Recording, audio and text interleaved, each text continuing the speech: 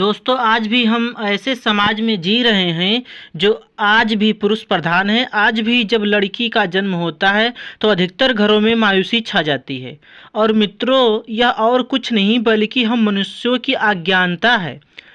लड़की को बोझ समझते हैं, परंतु आपको जानकर हैरानी होगी कि लड़की का जन्म हर किसी के घर में नहीं होता, बल्कि उसी के घर में होता है जो भाग्यशाली होता है और अपने पुण्य कर्म अर्जित किया होती हैं। और आज हम आपको यही बताने जा रहे हैं कि भगवान कैसे घरों को लड़की का जन्म देते हैं, जन्म देने के लिए चुनते हैं, और वह कौन से पूर्ण कर्म है जिसकी वजह से कोई भी इंसान बेटी का माया माँ बाप बन सकता है। नमस्कार दोस्तों, Radhe Radhe educational hub channel में आपका स्वागत है। अगर आप भी भगवान श्री कृष्ण के भक्त हैं तो कमेंट में जय श्री कृष्ण जरूर लिखो। तो चलिए शुरू करते हैं आज की प्रस्तुति। दोस्तों, भगवान श्री कृष्ण से अर्जुन पूछते हैं कि माधव किन कर्मों के कारण किसी के घर पुत्री का धन की प्राप्ति होती है, अर्थात कैसे घरों में बेटियों का जन्म होता है। तब भी श्री कृष्ण अर्जुन से कहते हैं, अगर किसी के घर में ही भाग्य अच्छे होते हैं तो बेटियां सौभाग्य से, और जो भी स्त्री या पुरुष अपने पूर्व जन्म में पुनः कार्य अर्जित किया होते हैं उन्हें ही एक बेटी के माता पिता होने का सौभाग्य प्राप्त होता है। बेटियों को जन्म के लिए उन्हीं घरों को चुनाव किया जाता है जो बेटियों का भार सहन कर सके, क्योंकि तीनों लोकों में स्त्री अर्थात बेटियां ही ऐसी होती हैं जिसका भार हर कोई सहन नहीं कर सकता। वह बेटियां ही होती हैं जो इस सृष्टि को निरंतर चलाती हैं, माँ होने के लिए अपना सर्वस्व निछावर कर देती हैं।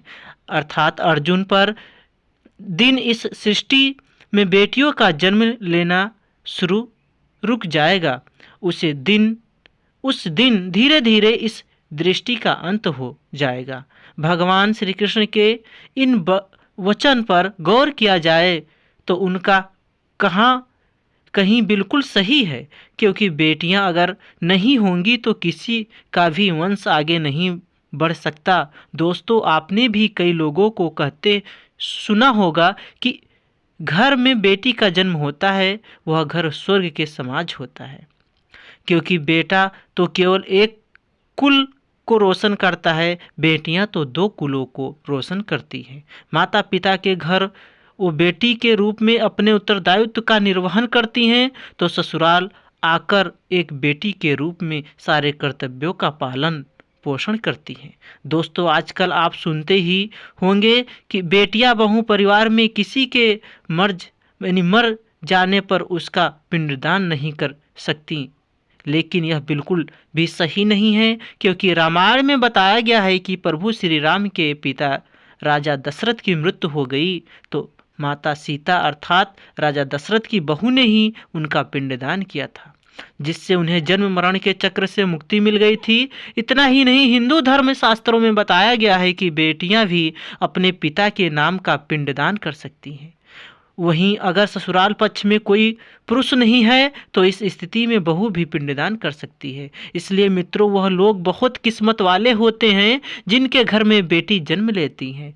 वहीं वह परिवार किस्मत होते हैं जिनके घर एक से ज़्यादा बेटियां होती हैं। शायद यही कारण है कि बेटियों को लक्ष्मी कहा गया है। दोस्तों, बहुत से लोगों को सोच यही होती है, बेटी है तो बिना समय गंवाएं और इस पर पढ़ाई में पैसा लगे जाए, ज़्यादा से ज़्यादा शादी कर दो। लेकिन यह सोच एक बेटी के भविष्य को बर्बाद कर देती है। ज़रा सोचिए, एक बच्ची के माँ में कितने सपना होते हैं, उसे कुछ करना है, लेकिन यह सपना सिर्फ सपना ही रह जाती है।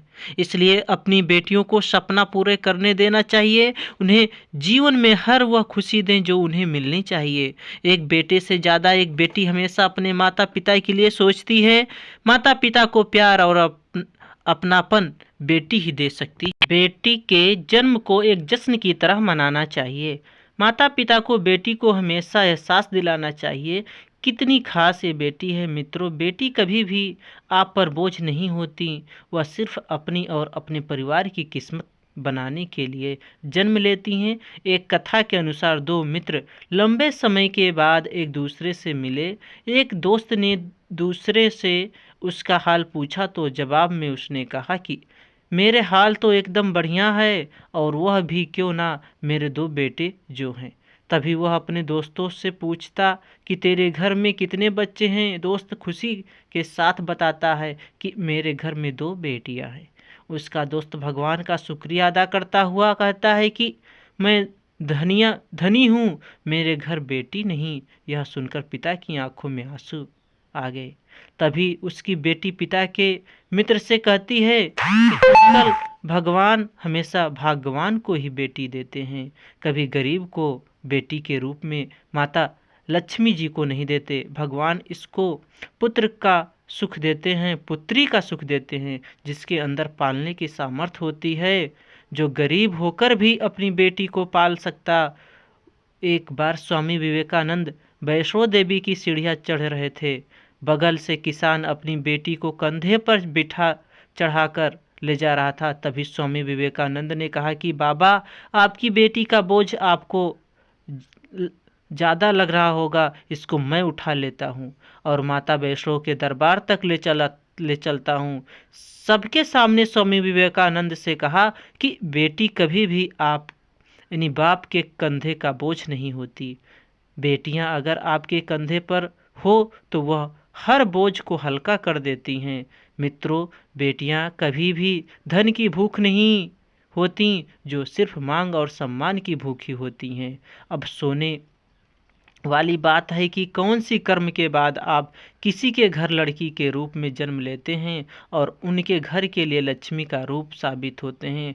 गरुड़ पुराण में बताया गया है कि जब आत्मा को नया जन्म मिलता है तब आत्मा को शरीर के अनुसार व्यवहार में चलकर अपने कर्म करने होते हैं। शरीर के जारी कर्म करके ही एक आत्मा अपने जन्म के उद्देश्य को सार्थक भी बना सकती है और निरर्थक भी। यदि कोई पुरुष महिलाओं का आचरण करता है, स्वभाव में महिलाओं वाली आती हैं, तो वह कम करना चाहता है जो एक महिलाओं को करना चाहिए। तो ऐसे ही पुरुषों का आत्मा स्त्री का शरीर धारण करती है। वहीं गरुड़ पुराण में बताया गया है, यदि कोई व्यक्ति मृत्यु के अंतिम क्षण में किसी स्त्री को याद करते हुए प्राण त्यागता है तो वह अगले जन्म स्त्री के रूप में जन्म लेता है।